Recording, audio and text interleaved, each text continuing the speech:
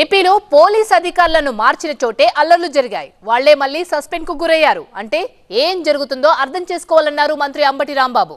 Chandrababu Purandeswari విజ్ఞప్తితో police అధికారులను మార్చారన్నారు. IPS అధికారులతో TDP కుమ్మక్కైందన్న Ambati టీడీపీని గెలిపించడానికి పోలీసులు పావులుగా మారారన్నారు. పోలీసుల కాల్ డేటా విశ్లేషిస్తే ఏం జరుగుతుందో తెలుస్తుందన్నారు. ఎన్నికల్లో ఎవరైనా గెలవచ్చు, కానీ పోలింగ్ ప్రక్రియ సరిగ్గా జరగాలన్నారు అంబటి. ఇప్పటికైనా ఈసీ కఠిన చర్యలు తీసుకోకపోతే ప్రజల్లోకి చెడు సంకేతాలు వెళ్లే అవకాశం ఉందన్నారు. అమరావతిలో సిట్ చీఫ్ వినీత్ బ్రిజ్లాల్ ను కలిసి తమకున్న అభ్యంతరాలను వివరించింది. ఐపీఎస్ అధికారులని సస్పెండ్ చేయడం అంటే it is not a small issue. ఎన్నికల సమయంలో ప్రజాస్వామ్యానికి విఘాతం కలిగినటువంటి సందర్భం ఆంధ్ర రాష్ట్రంలో ఒక దారుణమైనటువంటి పరిస్థితి వాళ్ళు ఏర్పడింది. పోలీసు యంత్రాంగం పూర్తిగా విఫలమైంది. విఫలమైతే పర్వాలా సరి చేసుకోవచ్చు. కొల్లుడైంది తెలుగుదేశం పార్టీతో.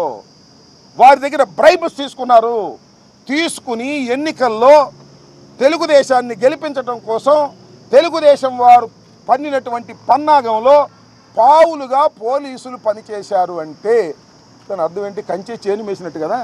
అవసరమైతే కాల్ డేటాలు ఎవరైతే ఎస్ఐల దగ్గర సిఐల దగ్గర వీళ్ళ దగ్గర కాల్ డేటాలు మీరు సేకరించండి. సేకరిస్తే ఎవరెవరు ఏమేమి మాట్లాడారు, ఆ సమయంలో మాట్లాడకూడని వ్యక్తులు ఎవరు మాట్లాడారు. ఫర్ ఎగ్జాంపుల్ నేను ఎస్పీతో మాట్లాడతాను, నా ప్రత్యర్థి ఉంటాడు ఎస్పీతో మాట్లాడతాను. వీళ్ళు కాకుండా బయట నుంచి ఎవరైనా మాట్లాడారా, ఎవరైనా మేనేజ్ చేశారా, ఇవన్నీ కూడా పోలీసు వారు దృష్టి పెడితే పోలీసు వారు ఏమి చేశారనేది చాలా స్పష్టంగా అర్థమవుతుంది. కాబట్టి టీడీపీ అధినేత చంద్రబాబు వ్యవస్థల్ని అడ్డం పెట్టుకుని విధ్వంసం సృష్టించేందుకు అల్లరి మూకలను ప్రేరేపించారని మండిపడ్డారు మరో మంత్రి జోగి రమేష్. ఏపీలో వైసీపీ గెలవబోతుందన్న జోగి రమేష్ ఎన్నికల్లో గెలవలేమని చంద్రబాబు ఇలా చేశారన్నారు.